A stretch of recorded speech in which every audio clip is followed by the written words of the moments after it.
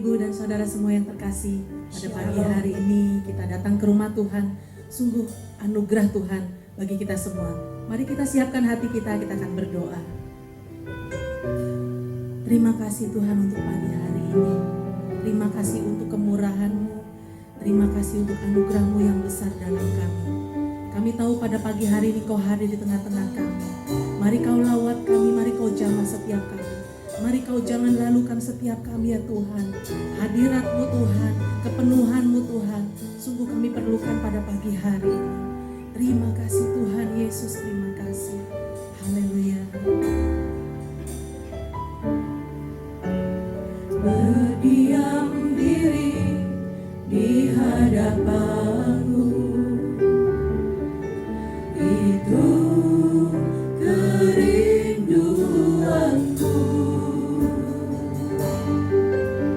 Mendengar suara-Mu, merenungkan firman-Mu, jadi kekuatan di dalam hidupku.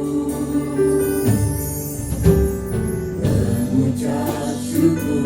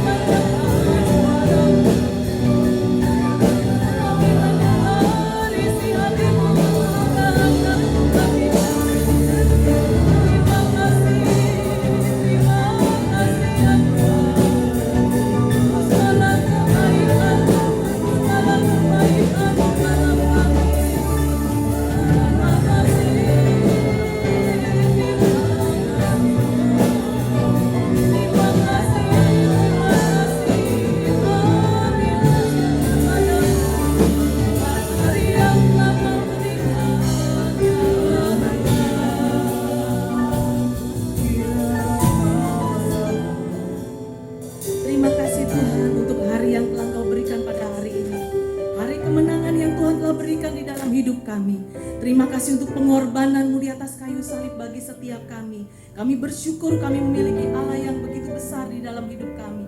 Terima kasih Tuhan, terima kasih untuk segala kebaikan-Mu. Sungguh kami mempunyai Allah yang hebat, Allah yang besar, Allah yang perkasa di dalam hidup kami. Sebentar kami akan memuji dan memuliakan nama-Mu. Kami percaya ada sukacita-Mu, ada hadirat-Mu di tengah-tengah kami. Haleluya, amin. Shalom Bapak Ibu. Shalom. Pada pagi hari ini kita percaya bahwa kita memiliki Tuhan yang hebat, Tuhan yang besar, dan Tuhan yang sanggup melakukan segala perkara dalam kehidupan kita. Biarlah setiap kita makin hari makin mengandalkan Tuhan, makin hari makin mengasihi Tuhan. Saya undang Bapak Ibu untuk bangkit berdiri, mari kita memuji nama Tuhan lebih dan lebih lagi. Haleluya.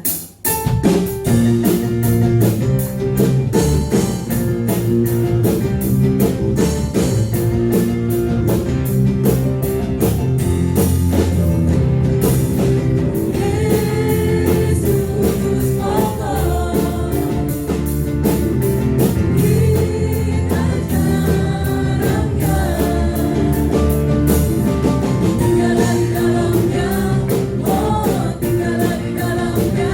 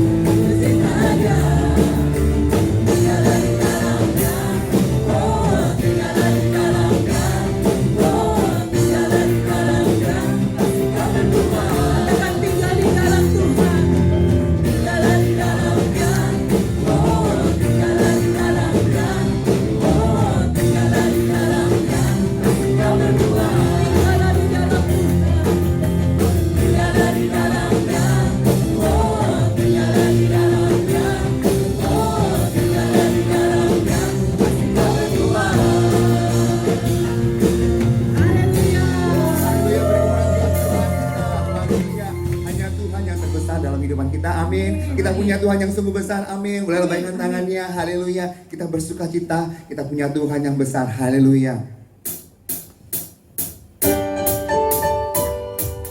Kau terbesar dan mulia, ajak semua perbuatanmu. Kau terbesar dan mulia, biarlah semua memujimu.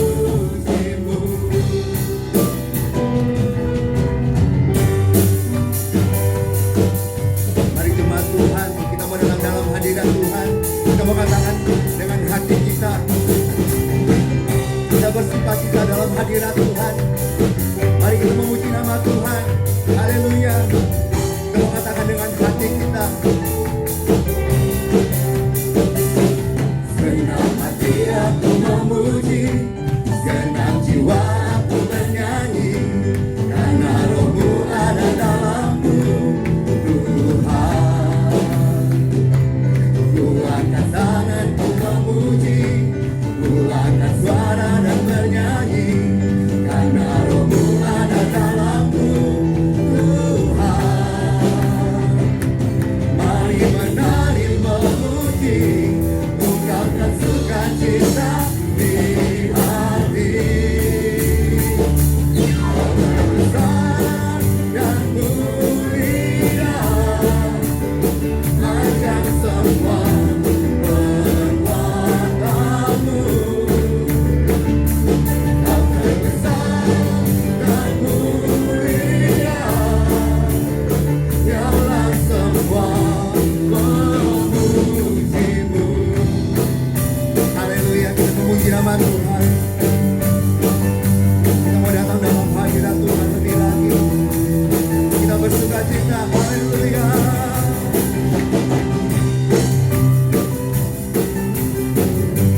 Mari memuji nama Tuhan. Kita mengatakan segenap hati. Segenap hati aku memuji, segenap jiwa aku bernyanyi, karena rohmu ada dalamku, Tuhan. Ku angkat tanganku, angkat tanganku memuji, ku angkat suara dan bernyanyi, karena rohmu ada dalamku, Tuhan.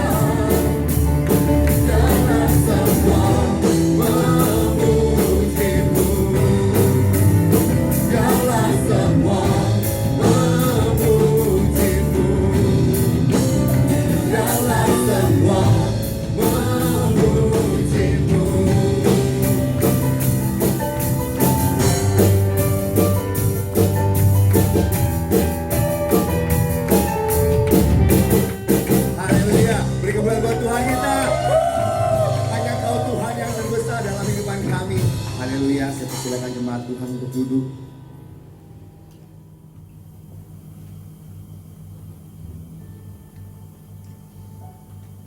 Terima kasih Bapa yang baik. Kami datang kepadamu Tuhan.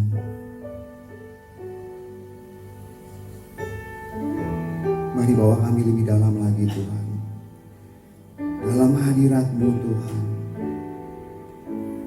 Mari pimpin kami Tuhan.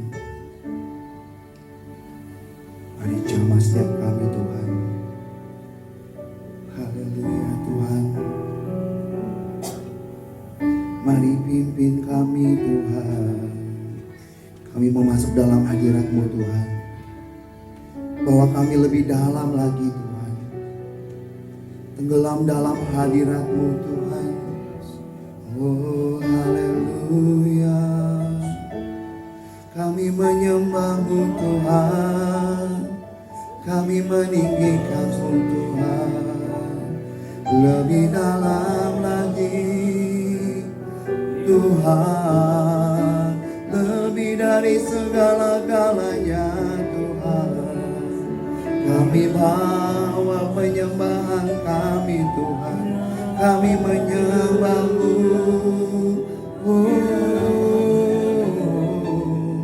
Haleluya. Mari Roh Kudus bawa kami lebih dalam hadirat-Mu Tuhan. Tenggelamkan setiap kami anak-anak-Mu Tuhan. Kami datang kepadamu Tuhan. Haleluya.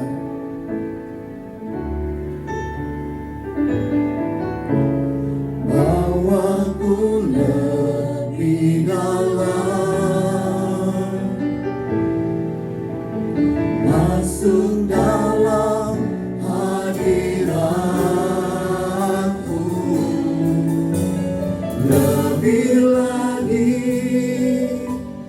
Lebih lagi dipenuhi kemuliaan-Mu. Penuhiku Roh Kudus dengan kuasa urapan-Mu. Lebih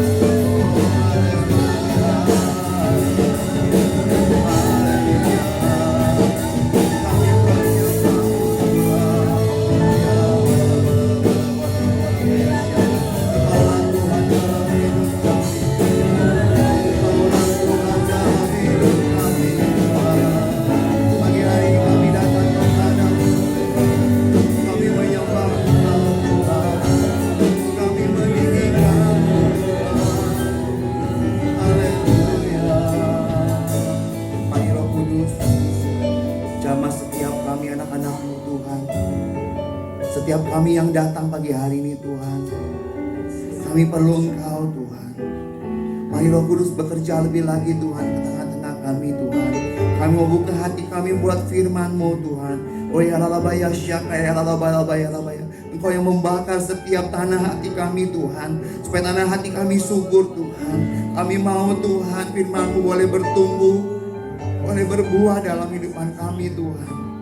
Kami mau mengalami Engkau lebih lagi dan lebih lagi Tuhan. Mari Tuhan urapi setiap kami Tuhan. Urapi hamba-Mu Tuhan.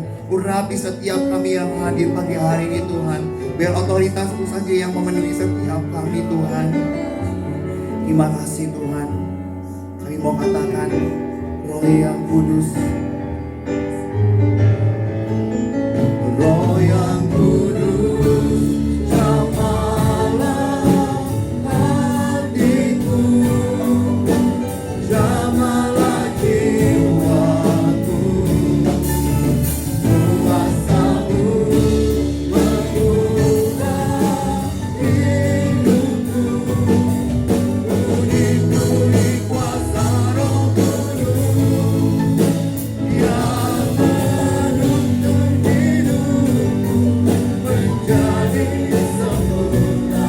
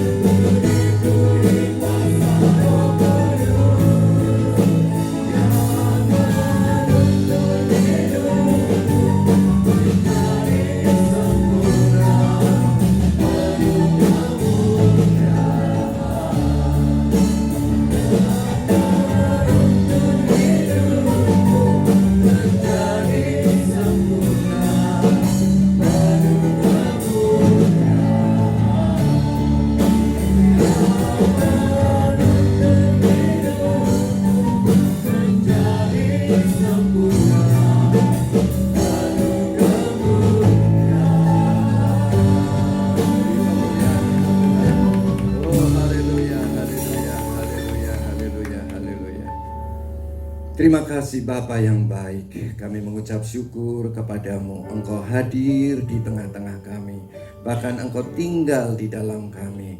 Kami bersyukur, ceritakanlah Tuhan mengenai kerajaan-Mu, kerajaan surga yang tinggal di dalam kami. Supaya kami sebagai gereja-Mu dapat mengerti dengan sungguh-sungguh bagaimana kepemerintahan surga, bagaimana pengaturan surga di dalam hidup kami. Supaya hidup kami adalah hidup tanpa kemunafikan, tetapi kehidupan kami adalah realitas kerajaan surga yang ada di dalam roh kami. Di dalam nama Tuhan Yesus Kristus kami sudah berdoa. Haleluya. Amin. Shalom saudara-saudara, hari ini kita akan mendengar firman Tuhan mengenai kerajaan surga pada zaman gereja. Banyak kali saya temuin anak-anak Tuhan itu hidupnya murung, hidupnya sedih. Itu saya temuin orang-orang yang aktif berdoa dan orang-orang yang aktif di dalam pelayanan. Sebetulnya bagaimanakah kerajaan surga itu? Saudara-saudara, pada minggu yang lalu kita sudah mendengar firman Tuhan mengenai kerajaan 1000 tahun. Di dalam kerajaan 1000 tahun itu terbagi dua, yaitu bagian surgawi dan bagian bumiah. Yang bagian surgawi itu adalah orang yang dibangkitkan pada kebangkitan pertama, yaitu adalah anak-anak Tuhan, baik itu orang Israel maupun dari bangsa-bangsa yang dibangkitkan ketika Tuhan Yesus datang di awan-awan dan mereka akan mendapat bagian surgawi. Jadi saudara-saudara, kita sudah dengar kemarin siapakah orang yang menduduki tempat-tempat di bagian surgawi yang memerintah bersama Yesus dan yang menjadi imam-imam bagi Allah kita, yaitu orang-orang yang pertama di dalam kehidupan sehari-harinya pada zaman gereja sekarang adalah orang-orang yang sungguh-sungguh menjadikan Yesus Tuhan. Tidak ada ilah lain, tidak ada Allah lain, ya, tidak mengalahkan dirinya sendiri, tidak mengalahkan orang lain atau mengalahkan siapapun juga.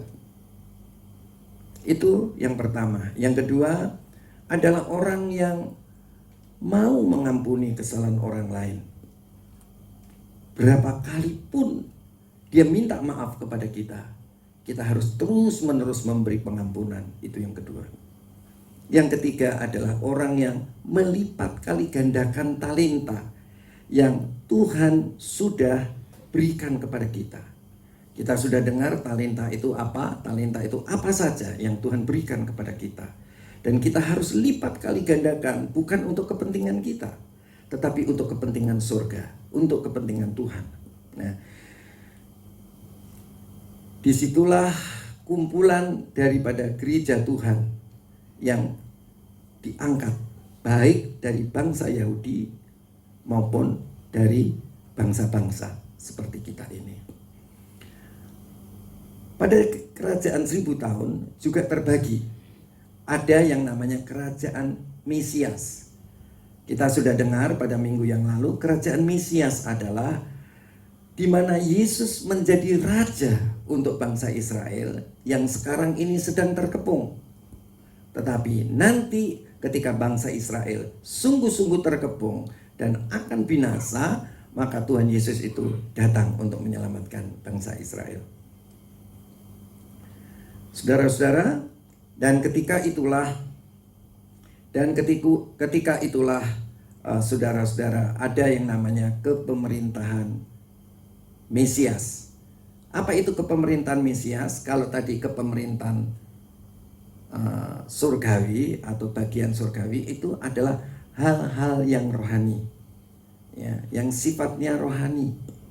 Tetapi untuk bagian bumiah, yaitu kerajaan Mesias, itu adalah Yesus menjadi raja untuk Israel yang masih jasmani, yang masih hidup saat itu. Bukan yang sudah mati dan dibangkitkan sudah menjadi bagian gereja, tetapi mereka yang masih hidup. Dan kemudian saudara-saudara, di sana ada bangsa-bangsa yang sudah dipulihkan. Dan Yesus memerintah di dalam penyelamatan bangsa Israel dan bangsa-bangsa. Dan ketika itu saudara-saudara, orang-orang bangsa-bangsa itu akan memegang jubah, ujung jubah dari bangsa Israel. Dan dia katakan, yang ada padamu, Allahmu adalah Allah yang benar. Ya, jadi saudara-saudara, tetapi sekarang kita tidak bahas mengenai zaman milenium atau zaman kerajaan 1000 tahun, tetapi sekarang kita masuk di dalam kerajaan surga. Dalam gereja. Jadi kapan itu gereja didirikan? Gereja didirikan itu semenjak hari Pentakosta sampai Tuhan Yesus datang di awan-awan. Nah, saudara-saudara, sekarang kita akan lihat gereja kerajaan surga pada zaman gereja. Ya, sekarang ini zaman gereja. Ya, saudara dan saya ini ada dalam zaman gereja. Tadi saya katakan bahwa gereja itu tidak ada yang namanya kemunafikan. Ya. Apa yang ada di dalam, itulah yang tampak keluar. Contoh, dia bangkrut.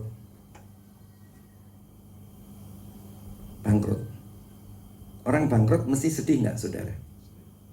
Sedih kan? Kalau mau nikah ada PSBB nggak bisa, sedih nggak? Itu maksudnya, ya kan? Jadi saudara-saudara, sedih seharusnya, tapi tidak sedih, tapi bahagia. Ya, jadi kenapa kok orang Kristen itu, gereja itu kok bahagia ketika dia sedih? Karena tidak ada kemunafikan. Di dalam dirinya ada hubungan yang dekat dengan Roh Kudus, dengan Yesus melalui Roh Kudus, dengan Bapa melalui Yesus oleh Roh Kudus yang di dalam. Jadi saudara-saudara, kita merasakan bahagia walaupun pekerjaan kita bangkrut. Itu yang tadi saya awali, di dalam gereja banyak orang yang berdoa tetapi wajahnya murung. Itu namanya palsu. Ya, palsu. Saudara tahu palsu? Tidak sesuai dengan sejatinya roh kita yang didiami Roh Kudus. Mari kita lebih jelasnya lihat di dalam Matius pasal 5. Ini mengenai khotbah Tuhan Yesus di atas bukit. Dan saudara-saudara, di sini Tuhan Yesus mengajarkan kepada mereka. Coba saudara simak sungguh-sungguh. Berbahagialah orang yang miskin di hadapan Allah. Miskin di hadapan Allah. Ya, ini kan hal yang rohani ya. Kita haus, kita lapar, kita membutuhkan Tuhan. Ya, kalau orang membutuhkan Tuhan, karena mereka akan mempunyai kerajaan surga. Saudara-saudara, orang yang butuh Tuhan itu mestinya sedih apa enggak sedih? Sedih. Tetapi saudara, dia bisa bahagia. Karena apa saudara? Karena ada hubungan yang dekat, ada hubungan yang intim antara roh kita dan kepada Bapa kita melalui Tuhan Yesus oleh Roh Kudus yang di dalam kita. Kalau mau diartikan yang gamblang, ada kepemerintahan surga di dalam roh kita. Jadi bawaan kita itu bahagia. Oke. Ya, jadi kalau ada orang Kristen, gereja, seberapa hebatnya dia berdoa, seberapa hebatnya dia pelayanan, apapun jabatannya di dalam gereja, tetapi kalau dia tidak bahagia, dia adalah orang munafik. Oke. Saya mau kasih alasan yang tepat untuk saudara. Kenapa ya? Kok kita bisa bahagia? Saudara-saudara, kalau seseorang baru pacaran, waktu dia baru pacaran, tidak ada, saudara, waktu kita masih pacaran dulu, nggak ada. Coba saudara-saudara, saudara pergi di tempat yang panas.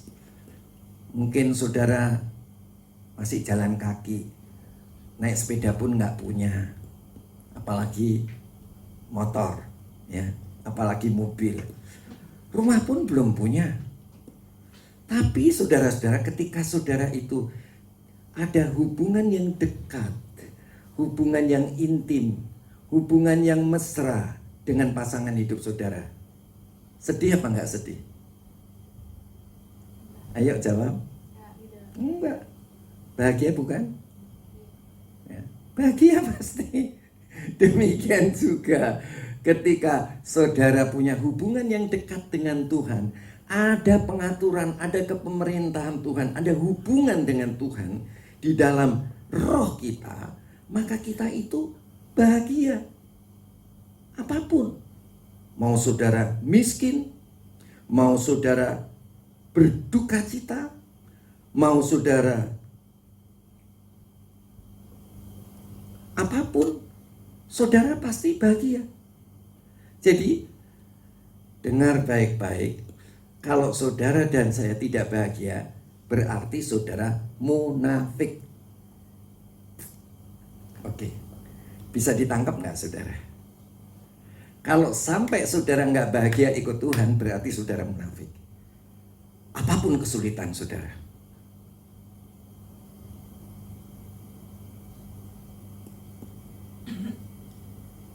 Apapun kesulitan saudara. Saudara bangkrut, saudara akan tetap bahagia.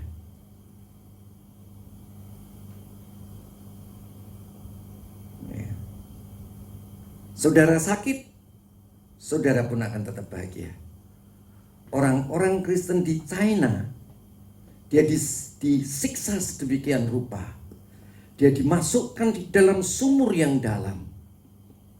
Dan saudara dengan tangan dan kaki yang terbelenggu, saudara-saudara, dia hanya diberi makan dari atas sumur yang dalam tadi, yang dari ketinggian yang tinggi. Dia dengan dengan mulutnya, dia ambil makanan. Tiba waktunya, dia diangkat. Wajahnya masih senyum. Padahal bekas belenggu tangan dan kakinya masih ada. Itulah orang yang mempunyai hubungan yang dekat dengan Tuhan.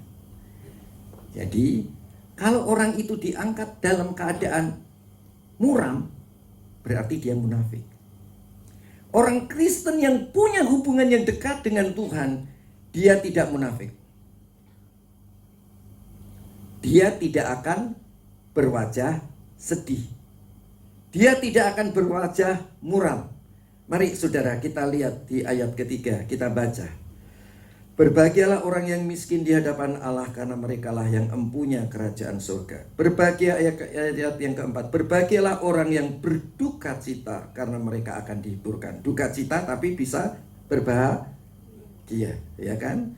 Tadi miskin tapi bisa berbahagia. Ayo. Jadi kalau saudara tidak begini, mesti periksa diri kita. Bagaimana hubungan dekat kita dengan Tuhan? Berarti kita tidak punya hubungan dekat. Kalau saudara mengaku, hubunganku dekat ini dengan Tuhan. Lihat aku ini berdoa kepada Tuhan. Siang malam aku berdoa. Dan aku ini pelayanan. Lihat jabatanku, begitu tinggi di dalam gereja. Tapi kalau saudara tidak bahagia, pasti saudara adalah orang yang munafik. Munafik itu apa saudara? Munafik itu dalam sama luarnya nggak sama. Nggak real. Nggak nyata, nggak benar-benar ada sebagaimana adanya. Nah, kita itu adalah manusia roh. Jadi yang tampil di dalam jasmani kita haruslah menampilkan apa yang di dalam. Saudara bisa menangkap apa yang saya katakan? Amin.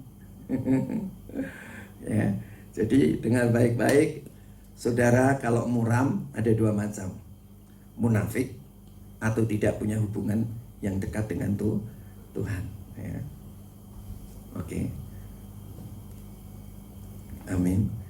Tidak punya hubungan yang dekat dengan Tuhan artinya tidak ada dalam kerajaan surga. Kerajaan surga itu, kerajaan itu kepemerintahan, surga itu Tuhan. Kepemerintahan surga. Pengaturan Tuhan dalam hidup kita. Ya, oke, haleluya. Kita lihat ayat yang kelima. Berbahagialah orang yang lemah lembut, karena mereka akan memiliki bumi. Oh, saudara, orang lemah lembut itu nggak enak. Pasti diinjek-injek orang. Tetapi kita, walaupun diinjek-injek orang, tapi kita mesti berbahagia. Ya kan? Saudara, jadi orang Kristen tuh nggak enak. Ya, dia bikin salah terus. Supaya apa saudara? Kita dituntut supaya mengampuni, supaya sabar. Nah, kalau saudara lemah lembut, apa yang terjadi? Sudah diinjek-injek orang terus. Tetapi karena saudara punya hubungan dengan Tuhan, karena saudara mencintai Tuhan, saudara bisa berbahagia. Jadi, oke. Ayat yang ke-6, berbahagialah orang yang lapar dan haus akan kebenaran, karena mereka akan dipuaskan. Ya, saudara-saudara, kalau lapar dan haus kebenaran, ya nggak mau balas jahat sama jahat. Kalau nggak mau balas jahat sama jahat, akhirnya apa, saudara? Diinjak-injak. Walaupun kita diinjak-injak, tapi kita tetap bahagia. Oke ya. Jadi kalau ada orang yang munafik adalah orang ya, di dalam gereja pada zaman kerajaan surga. Gereja itu zamannya kerajaan surga. Kerajaan surga itu ada dua. Di dalam zaman gereja sekarang dan di dalam kerajaan 1000 tahun. Saudara-saudara, kemudian dikatakan, berbahagialah orang yang lapar dan haus akan kebenaran, karena mereka akan dipuaskan. Berbahagialah orang yang murah hatinya, karena mereka akan beroleh kemurahan. Saudara, orang yang murah hati itu enak nggak enak, saudara? Nggak enak sebetulnya. Tetapi kita bisa berbahagia. Kenapa? Orang itu paling seneng kalau bisnis itu hubungannya sama orang Kristen. Karena orang Kristen itu bisa diinjek-injek, bisa ditipu, nggak mungkin dia apa-apain. Ya, itu paling suka. Saudara-saudara, enak nggak saudara-saudara orang yang murah hati tadi? Saudara-saudara, memang secara dunia orang yang murah hati akan beroleh kemurahan. Tetapi waktu saudara murah hati, saudara diinjak-injak orang, saudara bisa bahagia nggak, saudara? Bisa. Ya. Jadi kita bisa bahagia. Yang 8, berbahagialah orang yang suci hatinya. Saudara-saudara, saya tidak memandang ayat ini orang yang suci hatinya akan melihat Allah. Bukan ke situ saya mau bicara. Tetapi saya mau bicara mengenai orang yang punya hubungan dekat dengan Tuhan, yaitu orang yang ada di dalam pengaturan Tuhan. Akan terjadi apa, saudara-saudara? Dia akan bahagia. Jadi kalau saudara ikut Tuhan tidak bahagia, berarti apa yang saudara terjadi? Saudara tidak punya hubungan dengan Tuhan. Atau saudara adalah munafik. Sudah bahagia, tetapi saudara harusnya bahagia, sudah bahagia, tetapi saudara tidak menampilkan kebahagiaan itu. Kalau sudah ini saya agak panjang, saya nggak akan fokus ke bahagia saja. Tapi ingat, orang dalam sikon apapun, dalam situasi dan kondisi apapun, orang itu harus bahagia. Harus atau pasti bahagia? Pasti. Kenapa bahagia? Karena kita punya hubungan yang dekat dengan Tuhan. Kalau nggak bisa hubungan dekat dengan Tuhan, apa artinya? Kita tidak punya hubungan yang dekat, atau kita orang yang munafik. Ya. Ini saya bicara mengenai realitas kerajaan surga di dalam gereja. Oke, saya tidak selesaikan poin ucapan bahagia, tetapi saya masuk dalam poin di ayat 13. Bicara mengenai apa, saudara? Garam dunia dan terang dunia. Garam dan terang. Garam itu untuk apa, saudara? Mempengaruhi orang lain. Garam itu untuk mengawetkan, supaya yang seharusnya busuk tidak busuk. Kalau terang, gelap itu dipengaruhi sehingga gelap itu hilang dan dipenuhi dengan terang. Kalau saya boleh simpulkan mengenai khotbah Tuhan Yesus ini, adalah orang gereja itu, orang Kristen itu yang punya hubungan dekat dengan Tuhan, kalau betul-betul diperintah oleh Tuhan, hidup sehari-harinya, itu adalah orang yang selalu mempengaruhi orang lain. Kalau hidup saudara sebagai anak Tuhan, yang punya hubungan dekat dengan Tuhan, yang bahagia tadi, kalau saudara tidak ingin mempunyai orang lain itu ikut bahagia, pasti saudara munafik. Oke. Kalau saya menemukan rahasia, bagaimana caranya orang yang sudah berumur, ya, lututnya supaya nggak sakit. Saudara-saudara, saya menemukan, saya itu bergumul, saudara, sama Tuhan. Ya, Tuhan, saya ini baru umur 66 tahun. Ya kan? Dan saya sedang membuat studio itu di lantai 5 dan tidak pakai lift. Jadi saya bergumul, saudara-saudara. Sungguh-sungguh bergumul. Saya berdoa kepada Tuhan. Tapi kalau saya berdoa sama Tuhan, saya tidak sedih. Ya, saya tidak menampilkan wajah yang sedih dan khawatir pun tidak. Apa yang saya buat, saudara-saudara? Saya itu terus ucapkan kata-kata iman. Ya. Saya percaya Tuhan Bapakku, Tuhan itu kuatku, Tuhan itu terangku, Tuhan itu sumber hidupku, sumber segala sesuatu. Entah bagaimana, saudara-saudara, Yosua itu beli sepeda, ya. Sepedanya satu untuk dia, yang satu katanya untuk saya.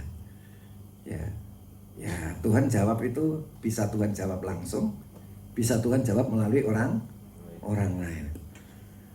Saya naik sepeda, saudara. Ya.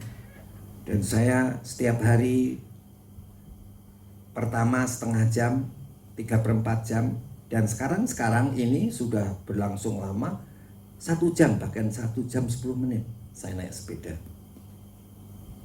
Dan saya rasakan, saudara-saudara, lutut saya ini baik. Dulu kalau saya berlutut begini, lutut saya itu seperti sakit barang lunak begitu. Tapi saya enggak sekarang. Saya mau loncat, mau apa, bagus. Ya kan? Jadi saudara-saudara, kalau saya bisa diberkati Tuhan karena percaya saya kepada Tuhan dan Tuhan tunjukkan dengan sepeda saya bisa sehat. Ya. Saya punya grup WA teman-teman kuliah ya di Semarang. Saya WA ke dia. Ya, dia bilang, "Oh, puji Tuhan, mereka kan bukan dari kalangan orang Kristen. Wah, Pak, diberkati Tuhan," katanya. Bisa baik gitu ya. Dan saudara-saudara, dan memang baik. Kalau saya menerima kebaikan Tuhan, bagaimana saya tidak mewarnai orang lain? Kalau saudara bahagia bersama dengan Tuhan, bagaimana engkau tidak ingin menyebarkan kebahagiaan itu kepada orang lain? Bagaimana caranya supaya engkau bahagia? Oke, amin. Itu khotbah Tuhan Yesus yang kedua. Sekarang kita masuk khotbah Tuhan Yesus yang ketiga. Yesus dan hukum Taurat. Saudara bisa terbuka wawasannya enggak? Bisa ya, dengan contoh sepeda itu kebuka kan wawasannya ya kan?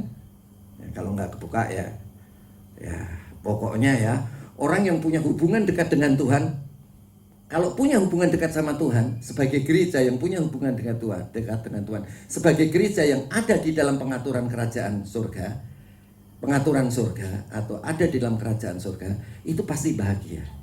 Kalau nggak bahagia pasti munafik. Yang kedua, kalau ada gereja yang ada di dalam pengaturan surga atau punya hubungan yang dekat, yang intim dengan Tuhan, pasti dia ingin mempengaruhi orang lain. Ya. Kalau saudara tidak ingin mempengaruhi orang lain mengenai bagaimana punya hubungan yang dekat dengan Tuhan itu, kita bisa melampaui segala hal, maka saudara itu orang yang munafik atau orang yang tidak punya hubungan dekat dengan Tuhan. Atau kalau saudara masih sedih, iya bener loh aku ini sedih, berarti saudara tidak mau diatur Tuhan, tidak mau dalam pengaturan Tuhan. Ya. Dekat, tapi dekatnya sama Tuhan ngemis melulu.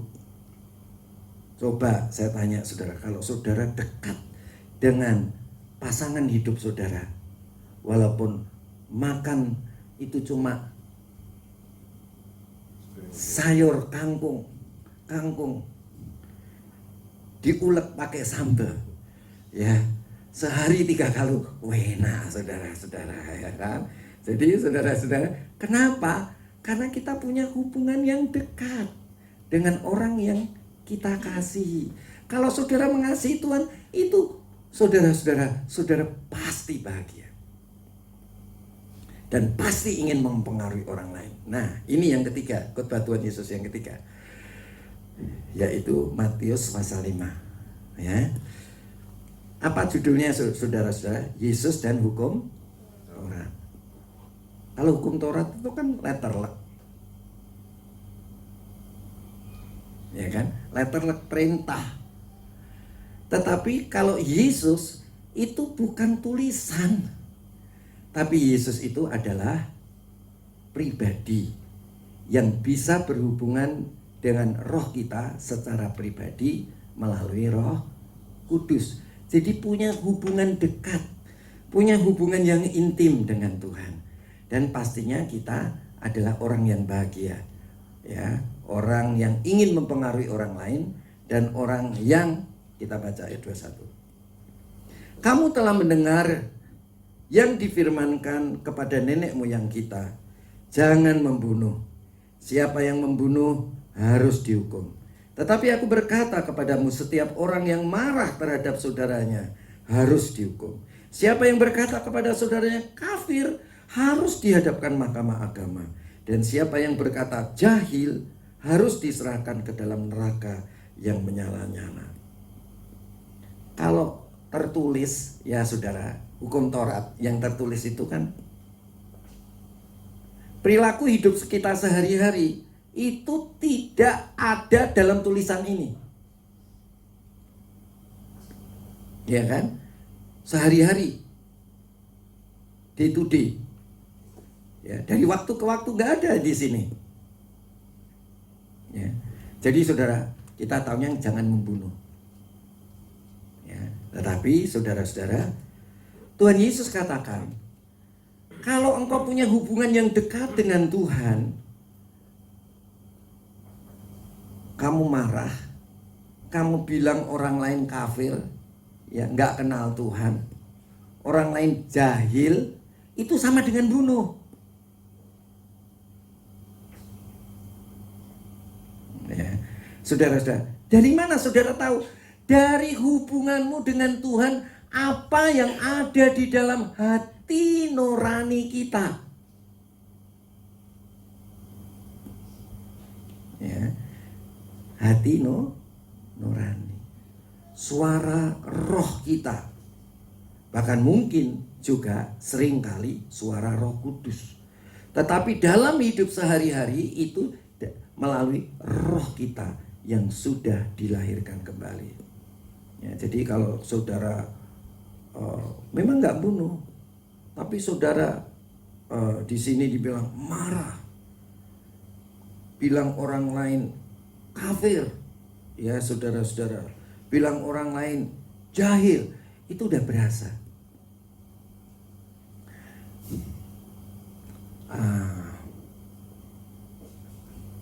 Saya ada cerita, tapi saya nggak ceritakan di sini, ya. Jadi saya nggak cerita di sini, tapi saya ada cerita, ya. Artinya, saudara-saudara itu, kalau saudara ingin berbuat sesuatu yang tidak berkenan di hadapan Tuhan, mungkin secara letter di sini di Alkitab nggak ada, tapi itu roh saudara tahu ini salah, nggak boleh dilakukan. Jadi saudara-saudara, Jadi kalau ada orang yang saudara-saudara, dia bilang, aku nggak bunuh kok, tapi hatinya marah, itu namanya munafik. Aku nggak marah, nggak bunuh kok, memang nggak bunuh, tapi marah. Saudara, marah dengan mendidik itu beda loh ya. Nanti saudara bilang, oh aku punya anak nggak boleh tak marahin. Weh, jangan saudara. Ya, kalau dia salah kita harus marahin supaya dia tahu mana yang benar, mana yang salah. Tetap itu namanya marah mendidik. Tapi marah yang benci itu tidak boleh. Jadi saudara-saudara, tapi kalau saudara bilang nggak bunuh, tapi hati saudara marah, itu namanya apa saudara? Munafik. Tapi saya mau ngomong begini, kalau saudara ada ke pemerintahan surga, pasti saudara tidak akan marah dalam arti benci, bukan mendidik, dan tidak akan marah dalam arti membunuh. Ya, itu yang saudara tahu ya, Om ya. Oke. Mari saudara, kita masuk yang kedua. Sebab itu, ayat 23. Sebab itu jika engkau mempersembahkan persembahanmu di atas mezbah, dan engkau teringat akan sesuatu yang ada dalam hati saudaramu terhadap engkau, ayat 24, tinggalkanlah persembahan itu di depan mezbah itu, dan pergilah berdamai dahulu dengan saudaramu, lalu kembali untuk mempersembahkan persembahanmu itu. Saudara-saudara, kita itu, kalau saudara itu punya hubungan yang dekat dengan Tuhan, saudara-saudara, itu nggak munafik. Gayanya, ku persembahkan hidupku kepadamu Tuhan, untuk kemuliaanmu, ya kan? Tapi saudara kan mempersembahkan, mungkin mempersembahkan pujian, mempersembahkan doa, mempersembahkan perpuluhan, mempersembahkan persembahan untuk gereja, ya.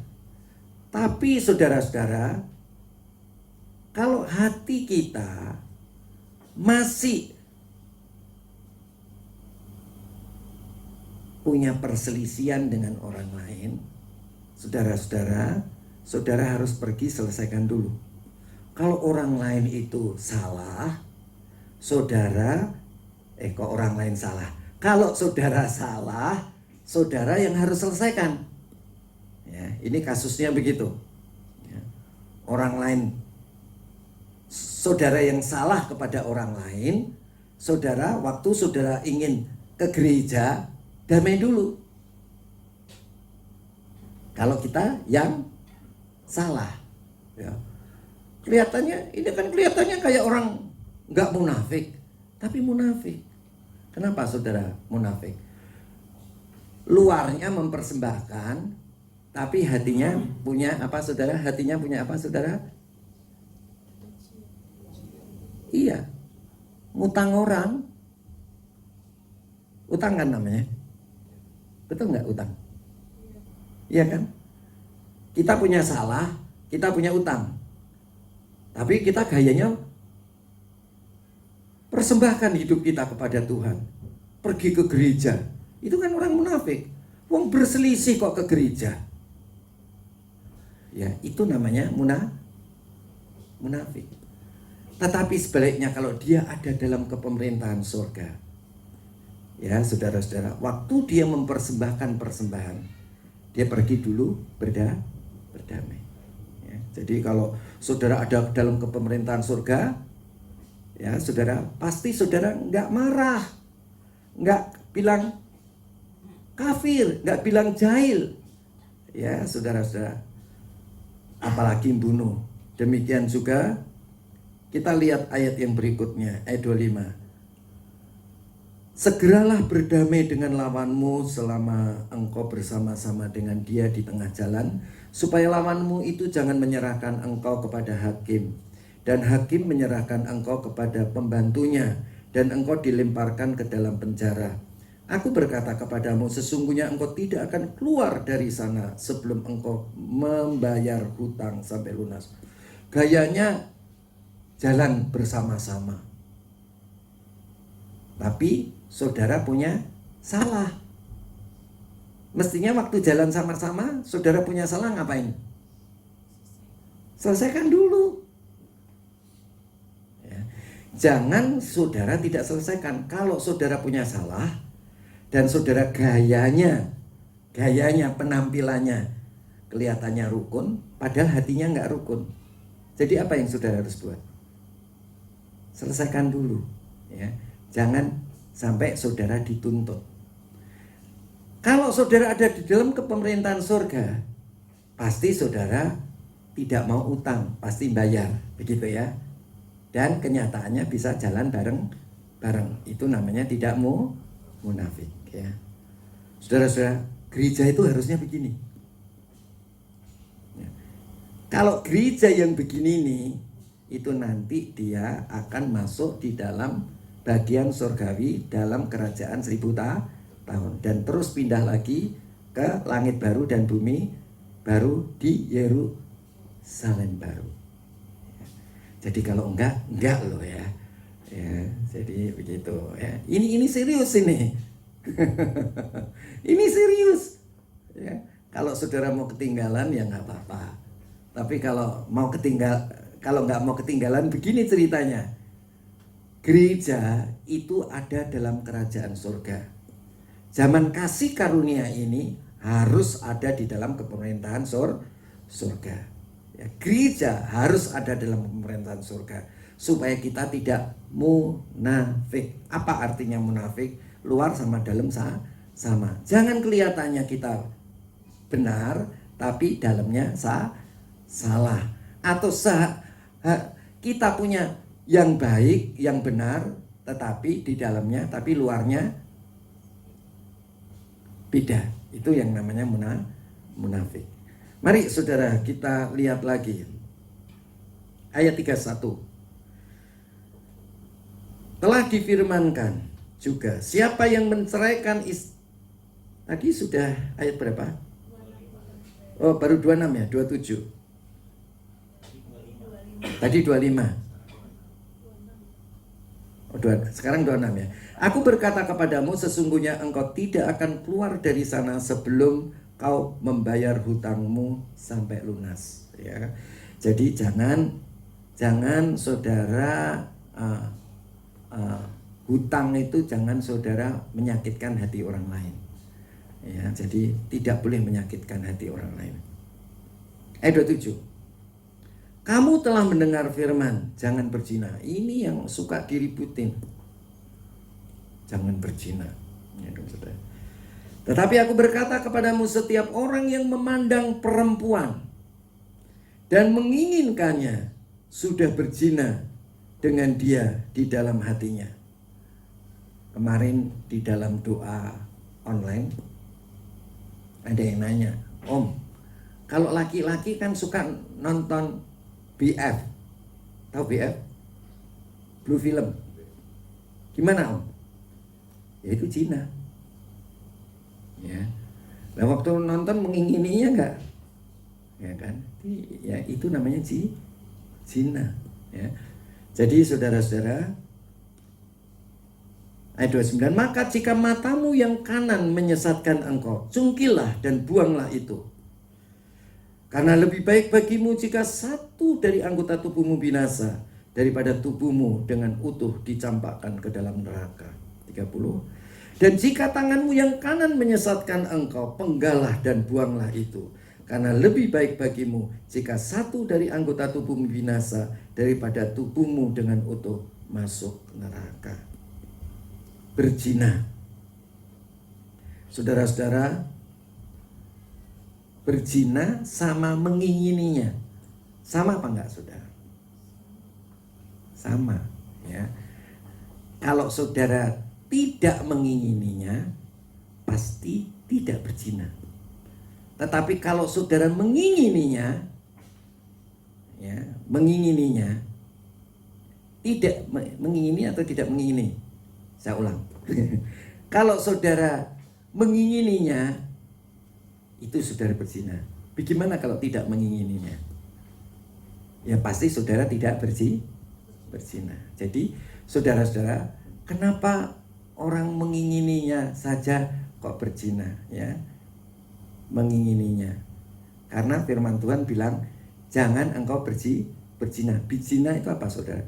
Fisik. Tetapi saudara-saudara, kalau engkau dan aku punya hubungan dekat dengan Tuhan, kemudian saudara itu pasti tidak mengingininya. Nah, tidak mengingininya kok kemudian saudara berzina, berarti saudara beda luar sama dalam, ya. Jadi orang yang tidak mengingininya pasti tidak berzina, tetapi orang yang mengingininya pasti berzina. Jadi saudara-saudara, kita adalah orang-orang yang tidak munafik. Realitas kerajaan surga itu nyata dalam hidup kita, ya, oke? Sekarang ayat 31. Telah difirmankan juga, siapa yang menceraikan istrinya harus memberi surat cerai kepadanya. Kalau orang cerai itu kan kasih surat cerai kan ya saudara ya. Itu menurut hukum perjanjian lama. Tetapi saudara-saudara, sebetulnya kalau saudara menceraikan istri saudara, itu sebetulnya saudara sama dengan mengingini istri saudara untuk berzina.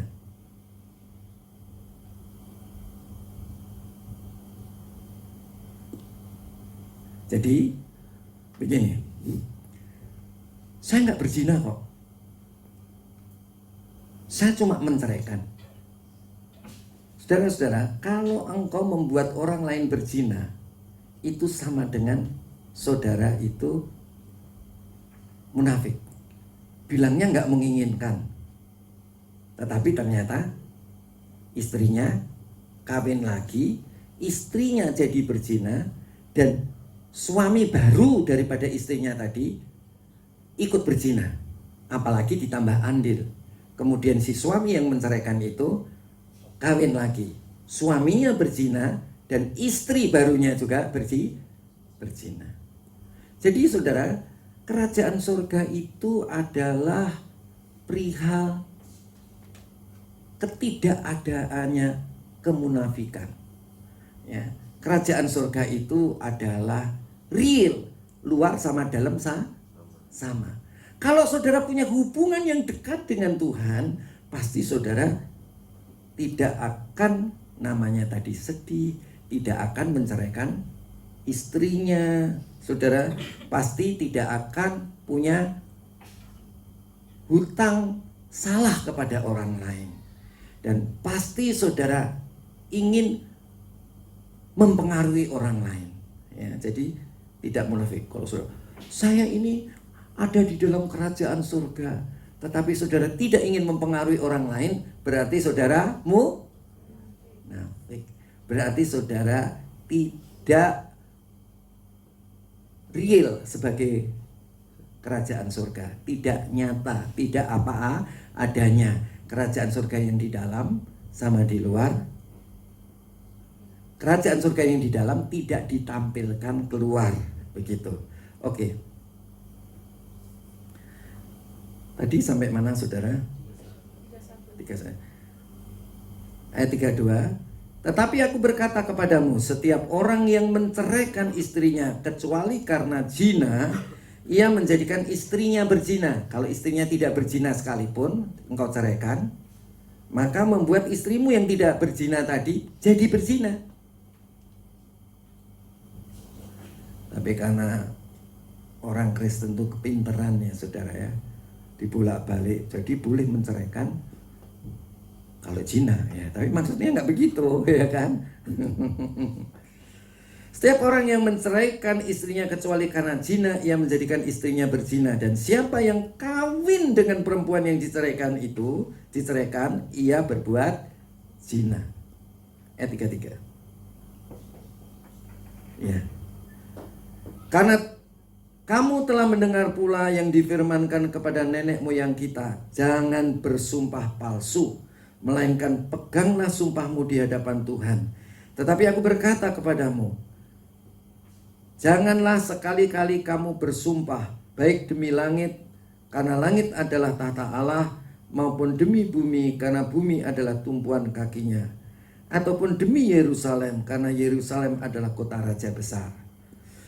Janganlah juga engkau bersumpah demi kepalamu, karena engkau tidak berkuasa memutihkan atau menghitamkan selai rambutmu. Tetapi jika iya, hendaklah kamu berkata iya, jika tidak, hendaklah kamu berkata tidak. Apa yang lebih daripada itu berasal dari si iblis. Ya. Jadi kalau engkau dekat sama Tuhan, luar sama dalam itu sama. Iya ya iya, enggak ya enggak.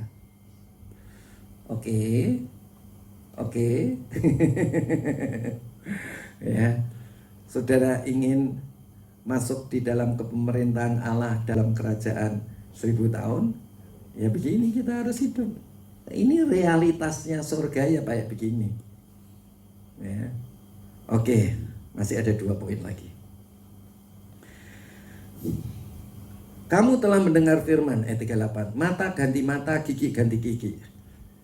Tetapi aku berkata kepadamu, janganlah kamu melawan orang yang berbuat jahat kepadamu, melainkan siapapun yang menampar pipi kananmu, berilah juga kepadanya pipi kirimu. Dan kepada orang yang hendak mengadukan engkau karena mengingini bajumu, serahkan juga jubahmu. Dan siapapun yang memaksa engkau berjalan sejauh 1 mil, berjalanlah bersama dengan dia sejauh 2 mil. Berilah kepada orang yang meminta kepadamu, dan jangan menolak orang yang meminjam daripadamu. Saudara-saudara, kuncinya apa? Melawan. Kalau saudara melawan orang, itu namanya saudara munafik. Karena di dalam hubungan kita dengan Tuhan, Tuhan selalu katakan ngalah. Ya, mengingatkan harus saudara, mengingatkan itu harus. Ya, kita harus punya tanggung jawab mengingatkan orang yang bersalah. Tapi kalau kita salah, kita harus bayar. Tapi kalau orang lain salah, kita harus ingatkan. Kalau kita tidak ingatkan, maka kesalahan orang itu tertimpa pada kita. Nyawa orang itu tertimpa pada kita. Tetapi kalau sudah sampai batas-batas tertentu, saudara sudah ingatkan, tetapi dia menolaknya, firman Tuhan katakan kebaslah debu kakimu. Sudah tidak menjadi tanggung jawab kita. Itu kata firman Tuhan. Ya, jadi jangan kita melawan. Kalau saudara dan saya melawan orang yang jahat sama kita, melawan orang yang jahat sama kita, artinya apa saudara? Saudara orang yang munafik. Bilangnya anak Tuhan, tapi persis kayak anak hantu. Nah, oke. Shalom. Ya, yang terakhir. Ayat 43. Kamu telah mendengar firman, kasihlah sesamamu dan bencilah musuhmu. Tetapi aku berkata kepadamu, kasihilah musuhmu dan berdoalah bagi mereka yang menganiaya kamu. Karena dengan demikian kamu menjadi anak-anak Bapakmu yang di surga, yang menerbitkan matahari bagi orang yang jahat dan orang yang baik, dan menurunkan hujan bagi orang benar dan orang yang tidak benar. Apabila kamu mengasihi orang yang mengasihi kamu, apakah upahmu? Bukankah pemungut cukai juga berbuat demikian? Dan apabila kamu hanya memberi salam kepada saudara-saudaramu saja, Apakah lebihnya daripada perbuatan orang lain? Bukankah orang yang tidak mengenal Allah pun berbuat demikian? Karena itu haruslah kamu sempurna sama seperti Bapakmu yang di surga adalah sempurna. Jadi kalau ada orang yang memusuhi kita, setelah kita kebaskan debu, apa yang kita buat? Kita harus mengasihi dan mendoakan. Ya. Itu kalau kita ada dalam kerajaan surga. Kalau kita tidak mendoakan dan kita tidak mengasihi, itu artinya kita tidak ada dalam kepemerintahan surga. Saya tadi saksi. Lutut saya, sebetulnya saudara, lutut saya ini sudah lama sekali bermasalah. Kiri kanan. Ya. Mungkin karena waktu saya masih kerja di komputer dulu, saya selalu menjinjing toolkit yang berat dan hard disk ya yang berat. Saya pegang lagi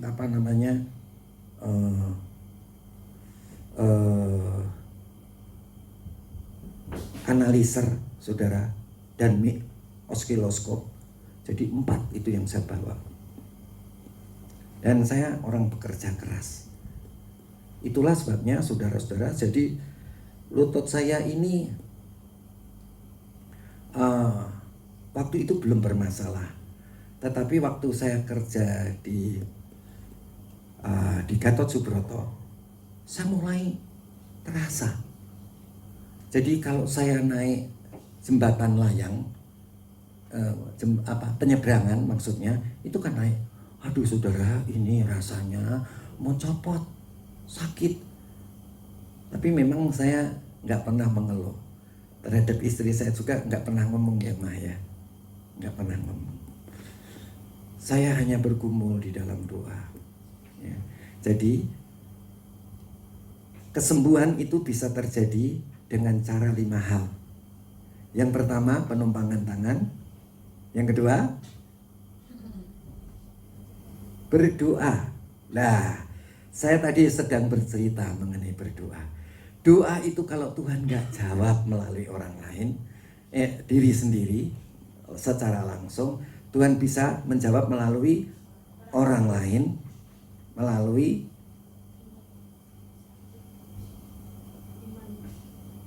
melalui apa? Oh, itu yang terakhir. Ayo. Orang yang membawa. Terus melalui panatua, terus melalui orang. Ayo, ya kan? Nah, saya apa? Orang yang berkarunia itu pintar, terus penatua, terus orang percayalah yang lain. Ya.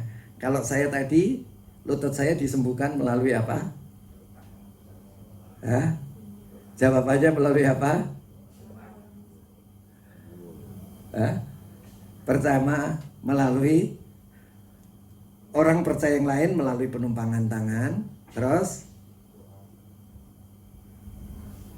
doa dijawab melalui doa saya dijawab bisa secara langsung. Kemudian ada 3 hal yang lain. Ada 1, minggu depan saudara harus hafal karena ini untuk dipraktekkan ya. Jadi saudara-saudara ingat, bertahun-tahun dan bahkan berpuluh tahun saya jadi sekitar 20 tahun plus 8 tahun. Berapa ya? 28 tahun saya sakit ya. Saya cuma berdoa. Saya nggak pernah doa nangis-nangis Tuhan sembuhkan, Tuhan nggak. Tapi apa yang saya katakan, Tuhan aku percaya. Tahu-tahu datang malaikat anak saya yang kedua bawa sepeda. Ya kan? Saudara-saudara, saya kayuh saudara-saudara. Ya, dan baik sampai sekarang baik. Nah, saya itu kan naik turun sampai lantai 6 saudara di kantor. Ya kan? Naik turun. Gak apa-apa, nggak masalah ya kan. Saya dulu kalau turun begini nggak bisa dulu. Ini nggak bisa ini lutut. Ya kan? Tapi saudara-saudara, doa orang benar itu, doa orang yang dibenarkan, orang yang benar, orang yang dibenarkan adalah besar kuasanya. Coba berapa banyak orang yang tempurungnya dioperasi? Ya, tapi Tuhan itu hebat dan luar biasa. Saya naik sepeda berapa lama ya? Berapa lama, Yus? Ya? Sebulan ya? Nah, sebulan. Baik, saudara. Ya, jadi Tuhan Yesus itu luar biasa. Amin. Doa, apa yang menjadi kesulitan saudara? Yang pertama, saudara tumpang tangan untuk mendoakan orang lain. Tapi kalau saudara yang butuh, saudara harus berdoa. Tuhan pasti memberi jawaban. Ya, oke, haleluya. Allah kita adalah Allah yang luar biasa. Ayo punya hubungan yang intim. Ayo masuk di dalam pengaturan sorga, pengaturan Tuhan. Tidak ada barang yang mustahil bagi orang yang percaya kepada Tuhan. Intinya jangan jadi orang munafik. Apa yang di dalam harus dikeluarkan. Keintiman kita dengan Tuhan, kebahagiaan itu harus dinyatakan. Jangan doa sambil nangis-nangis.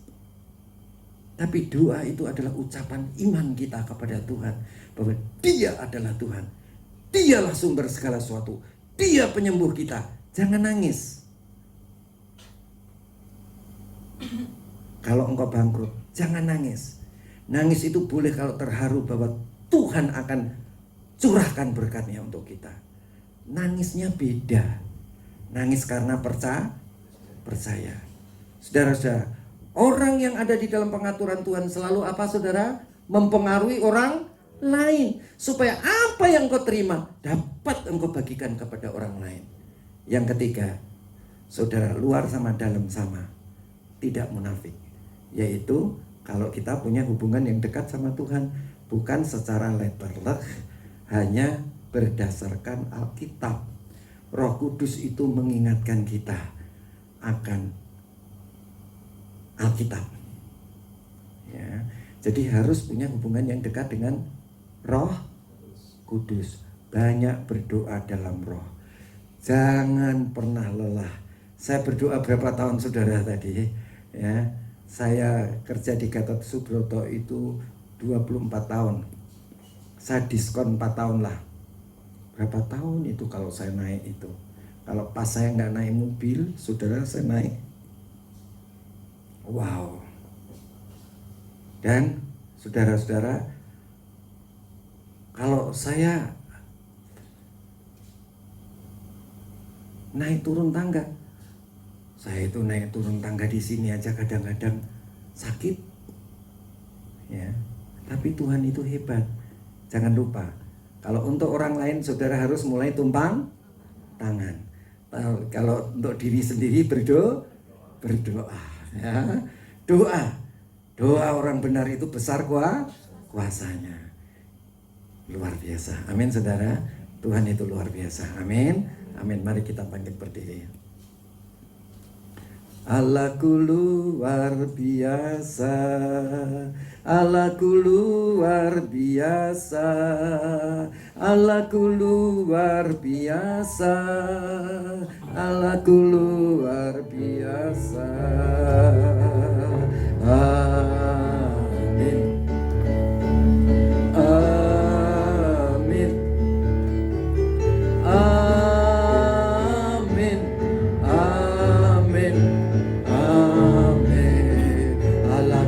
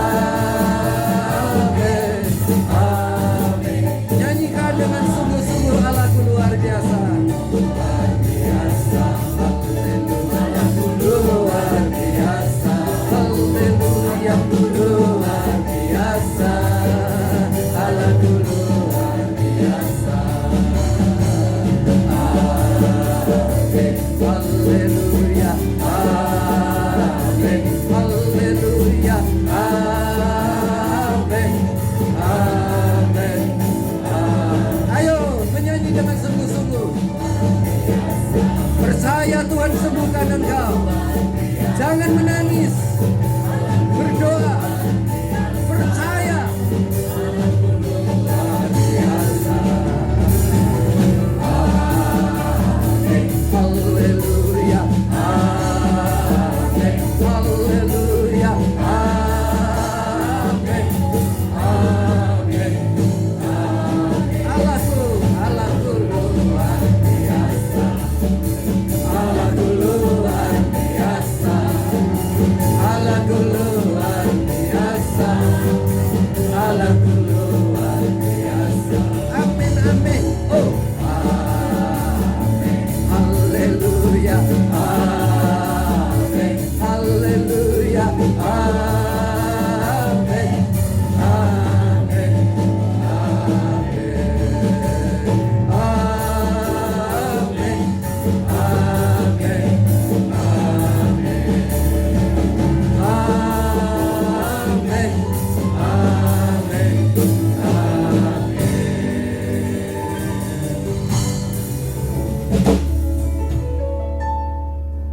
Tiap hari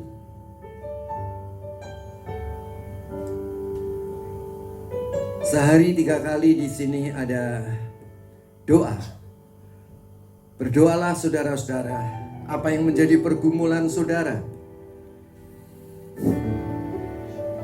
Tuhan pasti jawab. Bisa melalui secara langsung atau melalui orang lain. Ayo saudara, apapun kesulitan engkau, apapun penyakitmu secara tubuh, penyakit ekonomi, penyakit dalam pendidikanmu, dalam keluarga, dalam bisnismu, dalam pekerjaanmu, dalam pelayananmu, tidak ada barang yang mustahil. Saudara dengar kesaksian tadi yang saya saksikan, dan ini luar biasa. Tuhan itu luar biasa. Ada jam-jam doa. Tiap pagi 4:30 pagi sampai 5:30 saudara dapat ikuti secara online. Jam 12 sampai jam 1 juga dapat diikuti siang secara online.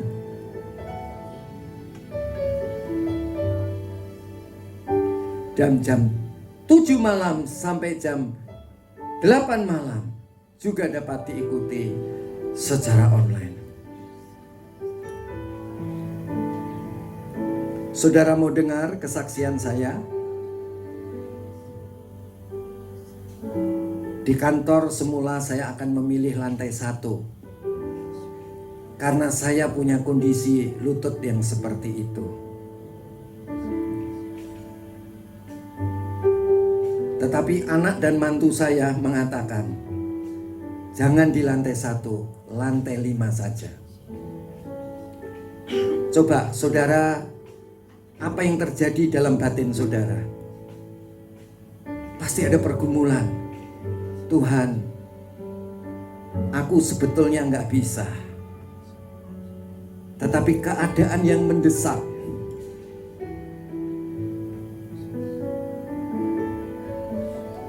Sebagai seorang Kristen, anak Tuhan, kita harus lari kepada Tuhan untuk minta jalan keluar. Mungkin engkau mengalami bisnis yang macet dan tidak ada seorang pun yang dapat menolong engkau. Mungkin kau seperti saya yang mempunyai kesehatan yang tidak prima. Dan tidak mungkin ada seorang pun yang menolong saudara. Datanglah kepada Tuhan.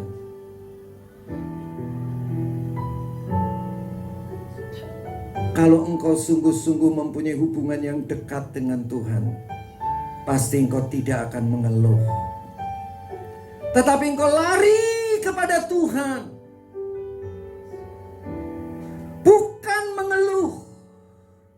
Tetapi kita katakan, aku percaya kepadamu ya Tuhan. Aku percaya Engkau pasti sembuhkan aku. Engkau pasti sembuhkan aku Tuhan. Ayo saudara, apa menjadi keperluanmu sekarang? Baik engkau yang ada di tempat ini maupun di rumah masing-masing. Tidak ada barang yang mustahil bagi Tuhan. Datang punya hubungan yang intim, hubungan yang dekat, supaya engkau tidak mengeluh. Baik mengeluh kepada orang lain atau mengeluh kepada Tuhan. Tetapi engkau selalu mengucapkan kata-kata iman karena kasihmu kepada Tuhan dan kasih Tuhan kepadamu. Tuhan pasti sembuhkan.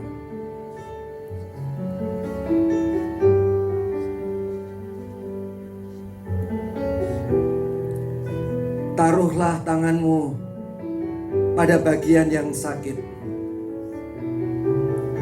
Angkat tangan kananmu ke sorga, ke atas. Taruh tangan kirimu di bagian yang sakit dari tubuhmu. Tuhan pasti sembuhkan engkau. Atau mungkin ada bisnis tertentu yang macet.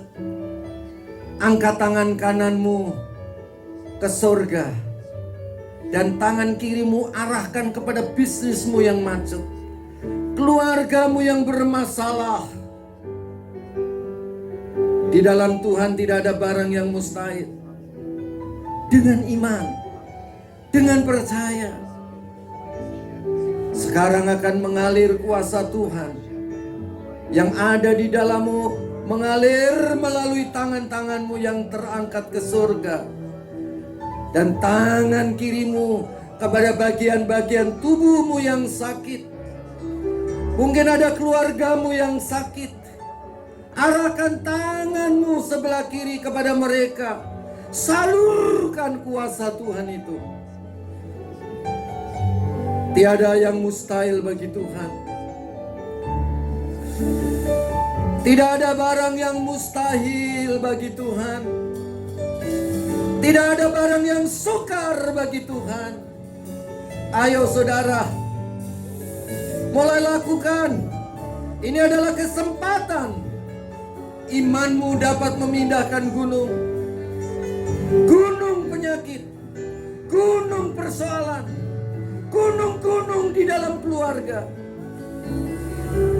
gunung-gunung di dalam kebangkrutan dapat engkau pindahkan. Glory. Ayo saudara, sembah Dia. Boleh lakukan dengan iman.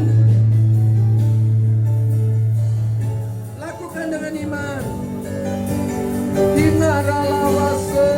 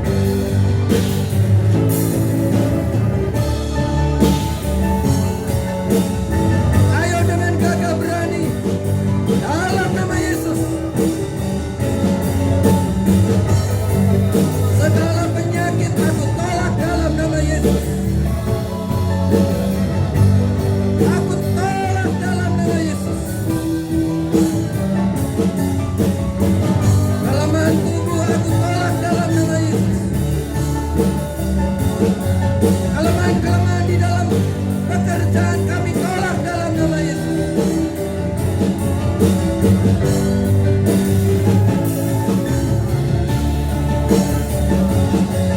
Ayo tolak saudara dalam nama Yesus. Dengan iman. Dengan iman.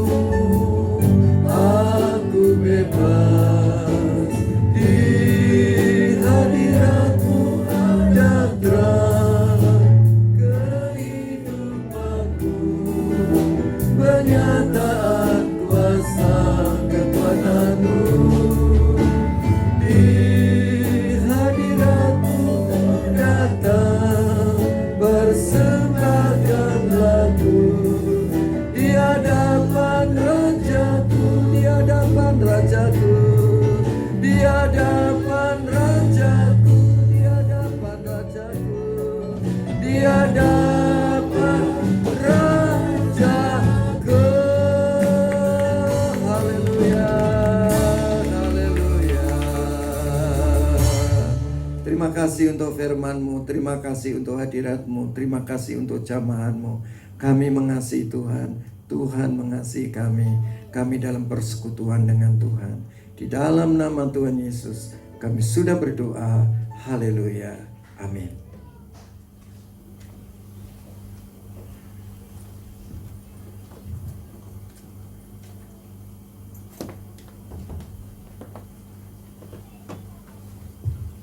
Sambil saya bacakan pengumuman, kantong persembahan dapat diedarkan. Kita akan memberikan persembahan 2 kali. Kantong persembahan berwarna ungu untuk kas gereja dan kantong persembahan berwarna merah untuk kas bangunan gereja.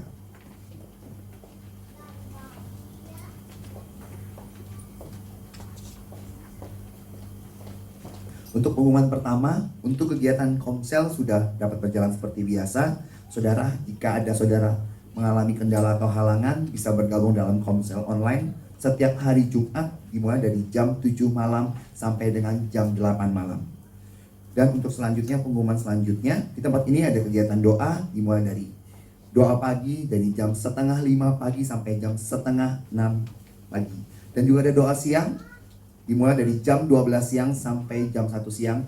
Dan di malam hari ada doa malam dimulai dari jam 7 malam sampai jam 8 malam.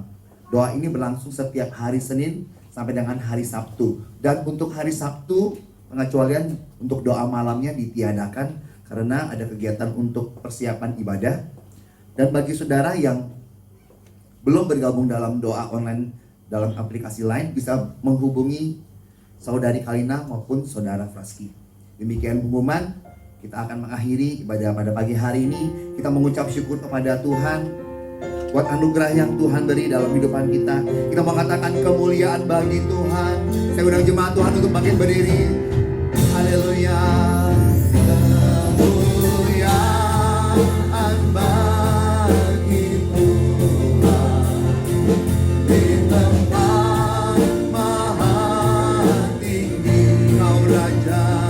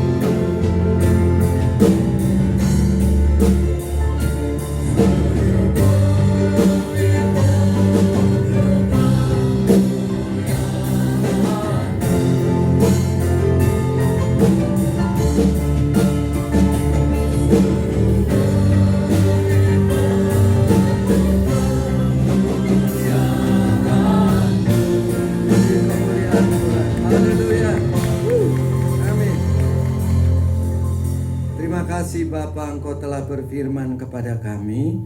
Terima kasih Engkau telah menyatakan hadirat-Mu di tengah-tengah kami. Terima kasih Engkau telah menyatakan kuasa-Mu kepada kami semua. Terima kasih kalau kami boleh mengembalikan apa yang telah Engkau anugerahkan kepada kami. Dan kami percaya Engkau akan membuka tingkap-tingkap langit dan memberkati kami. Saudara-saudara, angkat kedua tanganmu. Saudara-saudaraku yang kekasih, pulanglah engkau ke rumahmu masing-masing dengan damai sejahtera dari Allah Bapa, kasih daripada Tuhan Yesus Kristus, dan persekutuan dengan Allah Roh Kudus mulai sekarang sampai selama-lamanya, yaitu di dalam nama Tuhan Yesus Kristus. Amin.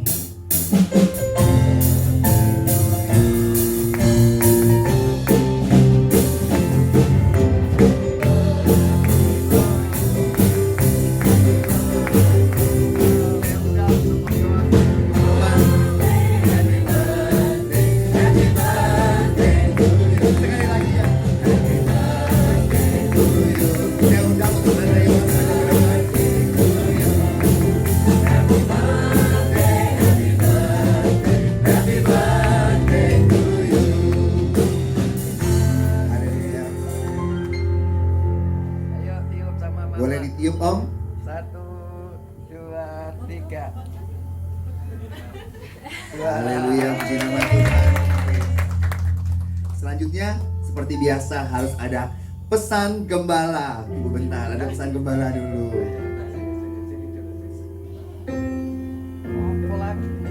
Wah, ada kado juga ya.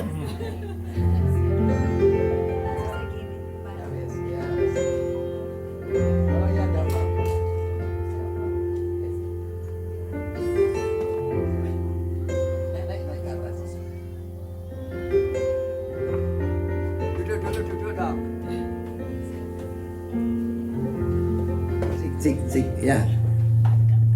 Lin.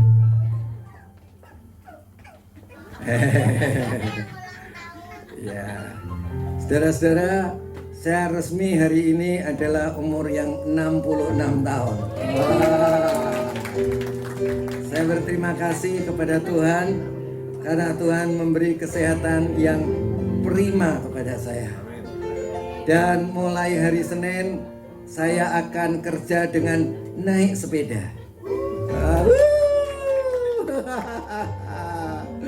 Sebab saya mendapat hadiah dari ketiga cucu saya, sepeda ontel. Udah nggak usah di ngomong listriknya. Yang lain naik mobil, yang lain naik motor, cukup saya naik sepeda. Haleluya. Dan begitu pulang, saudara dapat kue ciptaan buatan istri saya tercinta di Kelapa Gading, makan nasi uduk. Sorenya juga nanti ada kue lagi, malamnya uduk. Terima kasih untuk bantuan saudara dalam segala hal. Dan saya tahu itu saudara bukan berikan kepada saya, tetapi berikan untuk Tuhan. Haleluya. Shalom, Tuhan berkati.